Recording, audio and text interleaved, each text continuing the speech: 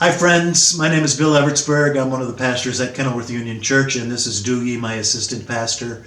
You know, the only ones who really like this quarantine thing are our dogs, right? So Kathy and Doogie have been getting in about 15,000 steps a day. But if you have 4 feet and Kathy gets 15,000 steps a day, does that mean Doogie gets 30,000? I don't know the answer to that.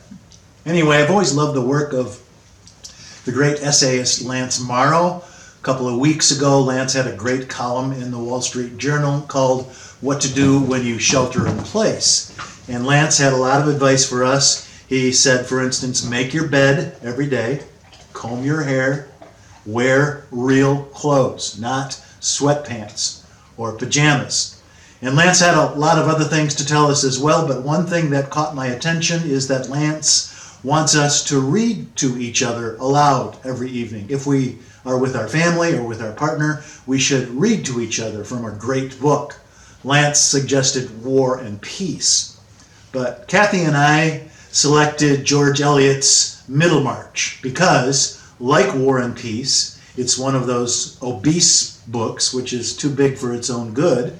And it's nice to have an accountability partner to make sure that you stayed with that book until the end. 840 pages in Middlemarch. So that's what we are doing starting the other day and continuing as long as it takes us. So I have a question for you. What novel has the greatest last line of them all? I'm sure you have your ideas and you can email those to me, but as you might guess, I have a few suggestions. I've been spending some time with The Great Gatsby, F. Scott Fitzgerald. The Great Gatsby this week. Great last line. Nick Carraway writes, so we beat on, boats against the current, borne back ceaselessly into the past. Charles Dickens has 2 candidates for the greatest last line.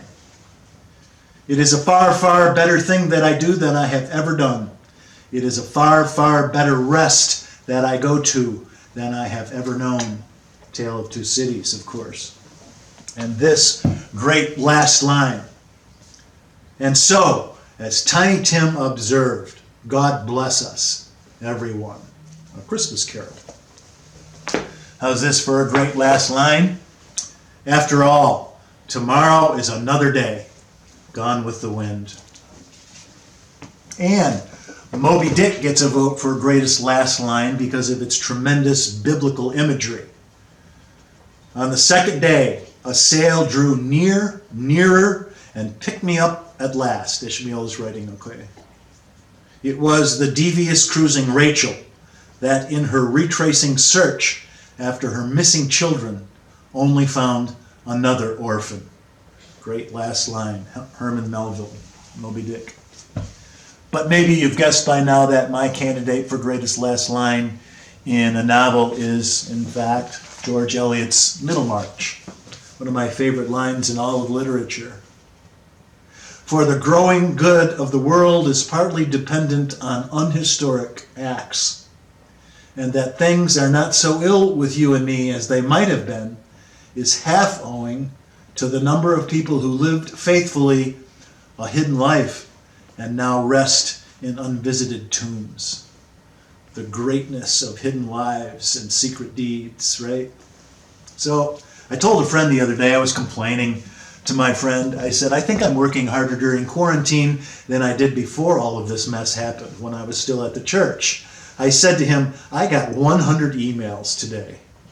But then I stopped myself and reminded myself that most of those 100 emails came from you, my congregation members, saying things like thank you, and we're praying for you, and good job, and last week's worship service moved me, and keep up the good work.